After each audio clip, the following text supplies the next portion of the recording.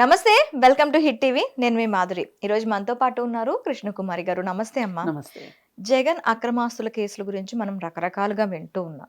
అయితే ఇందులో సరస్వతి పవర్ షేర్లు బదిలీ 51% తన షేర్లని విజయమ్మ అండ్ షర్మిల తీసేసుకున్నారు. అక్రమంగా వేరే వేరే డేట్స్తో పేపర్స్ని సృష్టించి ఆ షేర్లని వాళ్ళ పేరు మీద బదిలీ చేసుకున్నారు. అఫ్ కోర్స్ నేను వాళ్ళకి ఈ అక్రమాస్తుల కేసు తేలిపోయిన తర్వాత నేను ఇస్తానన్నమాట వాస్తవమే. కాకపోతే ఇప్పుడు వాటిని హుటాహుటిన డేట్లు మార్చి బదిలీ చేసేసుకున్నారు. అవి నాకు తిరిగి ఇప్పించండి అని చెప్పి జగన్ అండ్ భారతీయులు ఇద్దరు కూడాను కోర్టుకు వెళ్ళటం జరిగింది. ఈ సరస్వతి పవర్ షేర్లు బదిలీ దీని గురించి అసలు ఏం చెప్తారు మీరు? ఈ సరస్వతి పవర్ అనేది జగన్ అక్రమాస్తులు కేసులు ఎప్పటి నుంచి మొదలయ్యాయో, అంటే అక్రమాస్తులు సంపాదించడం ఎప్పటి నుంచి మొదలైందో, అంటే నేనన్నానని కాదు, కేసులు చెప్పిన దాన్ని బట్టి అంతకంటే ముందే ఎస్టాబ్లిష్ అయిన కంపెనీ ఇది సరస్వతి పవర్. అంటే వైఎస్ గారు ఉండగానే ఏర్పడిన కంపెనీ. ఓకే. అయితే ఆ కంపెనీలో కుటుంబ సభ్యులందరికీ వాటాలు ఉంటాయి. ఓకే. తల్లికి, ఆయన వీలునామా రాయకుండా చనిపోయారు కాబట్టి భార్యకి, పిల్లలకి వాటా వస్తుంది. అయితే బతికుంటే ఆయన తల్లికి కూడా, బతికుంటే ఆయన తల్లికి కూడా. ఓకే. ఆయన తల్లి ఇప్పుడు లేరు కాబట్టి, తల్లి తండ్రి ఇద్దరు లేరు కాబట్టి ఇప్పుడు ఉన్న ఫ్యామిలీ వరకు ఇలాగా. అయితే ఆయన అంతకుముందు మాటగా చెప్పింది ఏంటి అంటే, నోటి మాటగా చెప్పింది, మనవళ్ళు మనవరాళ్ళు నలుగురు, జగన్ పిల్లలు ఇద్దరు, షర్మిల పిల్లలు ఇద్దరు, ఏదైనా సరే 4 వాటాలు, నలుగురికి 4 వాటాలు అని చెప్పారు అని చెప్పి ఇప్పుడు మాట్లాడుతున్నారు. సరే, తండ్రి మాట శిరసావహించే చేశారు అనుకున్నా కానీ, లేదు అనుకుంటే కూడా 3 వాటాలు వస్తాయి. అప్పుడు అవును, 3 వాటాలు వస్తాయి. తల్లి షేర్ తల్లికి, పిల్లల షేర్లు పిల్లలకి వస్తాయి. అయితే వచ్చినప్పుడు అప్పుడు విజయమ్మ గారి షేర్ విజయమ్మ గారికి వచ్చినప్పుడు ఆవిడకి ఎవరి మీద ఇష్టం ఉంటే వాళ్ళకి ఇస్తారు వాళ్ళకి. అయితే ఇది ఇలా ఉండుంటే, ఈ కథ ఇలాగే ఉండున్నట్లయితే దీని గురించి ఇప్పుడు పెద్దగా మాట్లాడుకోవాల్సిన అవసరం ఉండేది కాదు. అయితే ఇప్పుడు ఆ తరువాత క్విడ్ ప్రోకో ద్వారా డబ్బులు సంపాదించాడు, కంపెనీలు పెట్టాడు, డబ్బు ఆర్జించాడు అనే ఒక కేసు పైన, అక్రమాస్తుల కేసు విషయంలో అతను జైలుకు వెళ్ళడం జరిగింది. తర్వాత బెయిల్ రావటం జరిగింది. ఇది అందరికీ తెలిసిన విషయమే. అవును. అయితే 2019లో ఎలక్షన్స్ అయిపోయిన తర్వాత, ఆంధ్రప్రదేశ్ ఎలక్షన్స్ అయిపోయిన తర్వాత ఫ్యామిలీ మెంబర్స్ అందరూ కలిసి కూర్చొని ఒక ఎంఓఈ రాసుకున్నారు అని చెప్తున్నారు. వీళ్ళు అదే మాట చెప్తున్నారు, వాళ్ళు అదే మాట, ఇద్దరు ఒకే మాట చెప్తున్నారు ఆ విషయం మట్టుకు. అయితే ఆ ఎంఓఈలో ఏం రాసుకున్నారు అంటే, సరస్వతి పవరు కేసుల్లో లేదు, ఈ సరస్వతి పవర్లో 51% వాటా మీకు ఇచ్చేస్తాను, 49% వాటా నేను ఉంచుకుంటాను, అంటే విజయమ్మకి అండ్ షర్మిలకి ఓకే అని ఒక ఎంఓయూ రాసుకున్నారు. ఇంకా ఎంఓయూలో వేరే ఆస్తుల గురించి ఏం రాసుకున్నారు, టర్మ్స్ అండ్ కండిషన్స్ ఏం రాసుకున్నారు అనేది ఇప్పుడు బాహ్య ప్రపంచానికి తెలియదు. అండ్ ఆ 51% కూడా ఏదైతే ఉందో అది జగన్ పేరు మీద ఉన్నదే. ఆ జగన్ పేరు మీద ఉన్నదే వాళ్ళకి ఇస్తానని ప్రామిస్ చేశాడే తప్పితే ఇప్పుడే ఇచ్చేస్తాను అని రాసుకోలేదు. జగన్ పేరు మీద ఉన్నవి. అసలు ఎంఓయూ ఈ రోజుకి పబ్లిక్కి తెలీదు ఏముంది అనేది. ఇప్పుడు ఒక ఎంఓయూ ఉన్నప్పుడు ఒకళ్ళు ఒక రకంగా నిర్వచించుకుంటారు, ఇంకొకరు రకంగా నిర్వచించుకుంటారు. ఈ నిర్వచనాలు మారినప్పుడే కదా, తగాదాలు వచ్చినప్పుడే కదా నిర్వచనాలు కూడా మారతాయి. అవును. సరే, ఏది ఏమైనప్పటికీ వీళ్ళు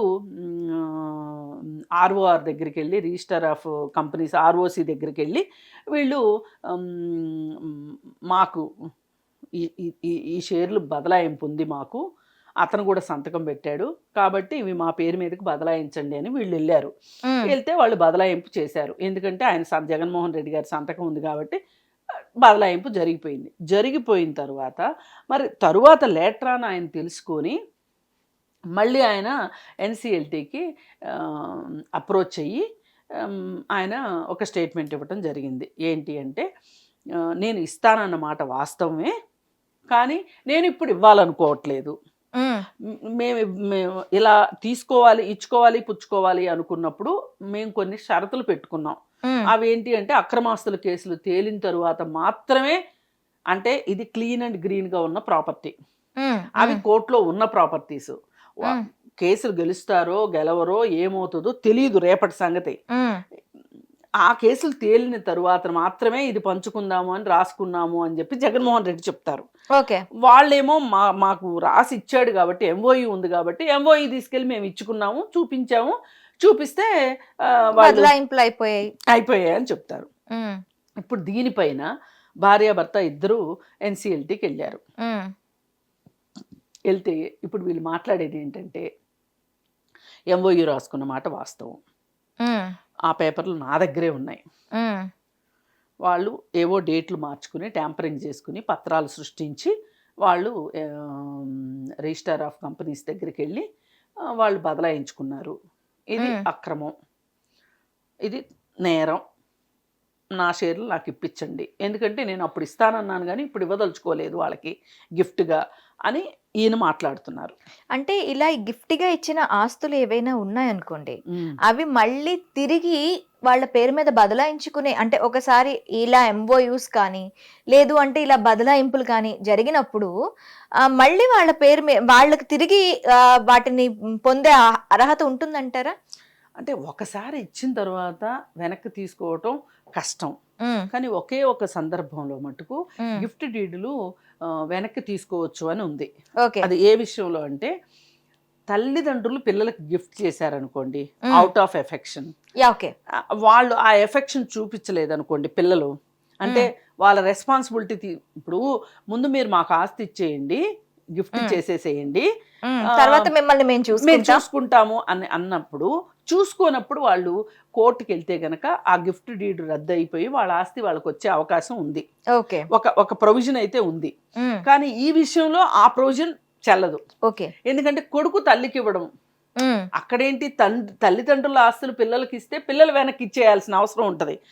ఇప్పుడు ఇక్కడ తల్లిని చూసుకోవాల్సిన బాధ్యత ఉంటది. మరి చెల్లి కిందకి ఇస్తానన్నాడు, తండ్రి ఆస్తి కాబట్టి ఇస్తానన్నాడా? అది వైఎస్ రాజశేఖర రెడ్డి గారు ఉండగా స్థాపించింది కాబట్టి, అందుకోసం అని చెప్పి ఇలా అనుకున్నప్పుడు, ఏది ఏమైనా వాళ్ళు తప్పుడు పత్రాలు సృష్టించారని మీరు మాట్లాడుతున్నారు కదా ఇవాళ.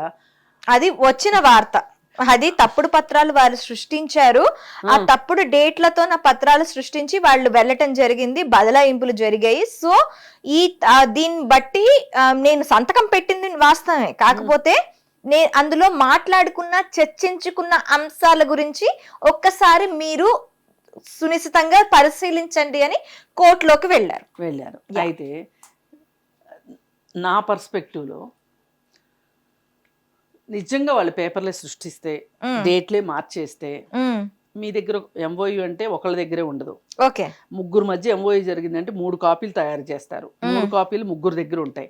లేదు తల్లి కూతురు దగ్గర ఒక కాపీ ఉంది, కొడుకు దగ్గర ఒక కాపీ ఉంది అంటే, ఇప్పుడు వాళ్ళ దగ్గర ఉన్న కాపీని వాళ్ళు కోర్టులో ప్రజెంట్ చేస్తారు, వీళ్ళ దగ్గర ఉన్న కాపీని వీళ్ళు ప్రజెంట్ చేస్తారు. ఇప్పుడు ఈ కాపీకి ఆ కాపీకి ఏమన్నా తేడా ఉంది, ట్యాంపరింగ్ జరిగింది అంటే అది చాలా పెద్ద కేసు అవుతుంది. అది చాలా పెద్ద కేసు అవుతుంది. అందుకని చెప్పి అంత ధైర్యం ఆ మహిళలు ఇద్దరు చేస్తారని అయితే నేను అనుకోవట్లేదు. అయితే ఇక్కడ ఒక రకంగా ఆలోచిస్తే, ఆ జగన్మోహన్ రెడ్డి ఉన్నప్పుడు చక్రం తిప్పింది ఆ ఇద్దరు మహిళలే ఆంధ్రప్రదేశ్లో, మీరు అది గుర్తించారు. అసలు నేను వాటి జోలికి వెళ్ళట్లా. మనం ఇప్పుడు మాట్లాడుకోవాల్సింది ఏంటంటే, ఈ కేసు వరకు మాట్లాడుకుంటే, ఇది అంటే వాళ్ళ ధైర్యాల గురించి వాళ్ళ సాహసాల గురించి మాట్లాడుతూ ఉంటే నేను ఒక్కసారి అక్కడ కూడా చూడండి అమ్మా, వాళ్ళ ధైర్య సాహసాలు. షర్మిల సాహసం మనకి, షర్మిల వాగ్దాటి మనకు తెలుసు కాబట్టి ఒక్కసారి అది కూడా గుర్తించండి అని చెప్తున్నారు. మరి ఆయన జైలుకి వెళ్ళినప్పుడు కేసు విషయంలో పార్టీ నడిపిందే ఆవిడ కదా, దేశం అంతా కాలికి బలపం కట్టుకుని తిరిగిందే ఆవిడ కదా. రాజన్న బిడ్డని జగనన్న బాణాన్ని అని చెప్పి వచ్చింది కదా. కాకపోతే ఆ బాణం రివర్స్ అయ్యేసరికి ఇప్పుడు బాధగా ఉంది. కానీ ఏది ఏమైనప్పటికీ ఇది ఎలాగో ఎన్సిఎల్టీకి వెళ్ళారు కాబట్టి ఎన్సిఎల్టీ ఏం తేలిస్తే అదే అవుతుంది. మీరు నేను ఎంత మాట్లాడుకున్నా. కాకపోతే ఇక్కడ ఒక సున్నితమైన విషయం ఏంటి అంటే, ఒక కుటుంబంలో బంధాల మధ్యలో ఈ డబ్బు అనేది, పైగా ఇది కొంచెం డబ్బు కూడా కాదు, అపరిమితమైన డబ్బు ఎప్పుడైతే ప్రవేశిస్తుందో బంధాల మధ్యలో, ఆ బంధాలు బీటలు వారటం చాలా సులభం. ఎందుకంటే డబ్బు ఎలాంటిదంటే ఉన్న కొద్దీ కావాలనిపిస్తుంది. అవును, ఉన్న కొద్దీ కావాలనిపిస్తుంది. అది ఇంకా కొంచెం ముందుకెళ్తే ఏమవుతుంది అంటే, మనం చచ్చైనా వాళ్ళని చంపైనా దీన్ని దక్కించుకోవాలి అనేంత శక్తి ధనానికి ఉంటుంది. అధికారమైన డబ్బైనా సరే, ఆ అధికారం దగ్గరికి వచ్చేసరికి నేను చచ్చైనా అనే మాట రాదు, డబ్బు దగ్గరే వస్తుంది నేను చచ్చైనా అని. ఎందుకంటే నేను పోతే నా కొడుకులు, నా పిల్లలు. డబ్బు అయితే వారసత్వంగా వెళ్తుంది కానీ అధికారం వారసత్వంగా రావాలని లేదుగా. అవును, అన్నిసార్లు రావాలని లేదు, ఒక్కోసారి రావచ్చు రాకపోవచ్చు, కానీ డబ్బు మట్టుకు ఖచ్చితంగా వెళ్తుంది కదా, అందుకని కోరుకుంటారు. ఇంత సున్నితమైన అంశాన్ని, కుటుంబ విషయాన్ని ఇలా రోడ్డు మీద వేసుకోవడము, ఈ రోడ్డు మీద పంచాయతీ చేసుకోవటము అనేది నిజానికి వైఎస్ గారు ఉండుంటే గనక అసలు ఇవన్నీ వచ్చుండేవే కాదు. కనీసం ఇప్పుడున్న ఈ ముగ్గురైనా సరే, లేదు భారతీతో సహా నలుగురైనా సరే, ఈ నలుగురు మనం ఒక కుటుంబానికి ప్రతినిధులమి. మనము ఎంత రచ్చ చేసుకోవడం, ఇప్పుడు ఏం చేసినా, ఎంత షర్మిలను విజయమ్మ తీసుకున్నా కానీ వీళ్ళకేమీ తక్కువ లేదు. అవును, అందుకే నేను అంటున్నా, డబ్బు అంత పాపిస్తుంది అనేది. అందుకే ఎంత ఉన్నా ఇంకా కావాలనిపిస్తుంది. ఈ షేరింగు అనేది లేకపోవటము, ఈ సున్నితమైన కుటుంబ సంబంధాల మధ్యలో ఈ షేరింగ్ అనేది లేకపోవటము, ఈ కేరింగ్ అనేది లేకపోవటము. ఇప్పుడు ఒక మనిషి తనకు తాను మాట్లాడుకుంటాడు ఫస్ట్, ఇంట్లో ఇద్దరు కలిసి మాట్లాడుకుంటారు. ఈ ఇద్దరి మధ్యలో కుదరనప్పుడు ఒక 10 మందిని పిలిచి 4 గోడల మధ్యలో పంచాయతీ చేసుకుంటారు. ఇది కూడా అయిపోయిన తర్వాత రోడ్డు మీదకి వస్తారు. ఇవన్నీ అవ్వకుండానే రోడ్డు మీదకి వచ్చారంటారా? నేను అదే చెప్తున్నా. అంటే ఇన్ని దశలలో కూడా పరిష్కారం కాలేదు ఈ సమస్య అంటే, రోడ్డు మీదకి కూడా వచ్చింది అంటే ఇంక ఇది పరిష్కారం అయ్యే సమస్య కాదు. ఏదైనా కోర్టు తేల్చుకోవాల్సిందే. అందుకే ఒక కుటుంబంలో వ్యక్తులు ఇంత రచ్చ చేసుకోవటాన్ని నేను ఎంఎస్డబ్ల్యూలో ఫ్యామిలీ అండ్ చైల్డ్ వెల్ఫేర్ నా స్పెషాలిటీ. ఏ మనిషికైనా సరే చివరికంటూ మిగిలేది ఫ్యామిలీనే. అవును, మన కుటుంబ సభ్యులు కంటే బయట వాళ్ళు ఎవరైనా మన గురించి బాగా ఆలోచిస్తారు అనుకోవడం ఒట్టి మాట. అందుకోసం ఒక కుటుంబంలో తగాదా వస్తే గనక దానిని వాళ్ళ వరకే, అసలు బయట పెద్ద మనుషులతో కూడా పని లేకుండా విఘ్నతతోటి వాళ్ళకి వాళ్ళు పరిష్కారం చేసుకోవడం అనేది ఉత్తమమైన మార్గం. అది కానప్పుడు ఇంకా ఇది రచ్చకొచ్చేసింది. రచ్చకొచ్చిన తర్వాత కోర్టే తేల్చాలి. ఓకే అమ్మా, thank you very much. Hit TV app, ఇందులో short news, live news, entertainment shows, movies, digital magazines తో పాటు మీ జిల్లా వార్తలను కూడా ఫ్రీగా చూడొచ్చు. అంతేకాదు కేజీ నుంచి పీజీ వరకు విద్యార్థులకు స్కాలర్షిప్ కూడా అందిస్తున్నాం. ప్రతి వారం 10 మందికి లక్కీ డ్రా ద్వారా ఒక్కొక్కరికి 10,000 రూపాయలు అందిస్తున్నాం.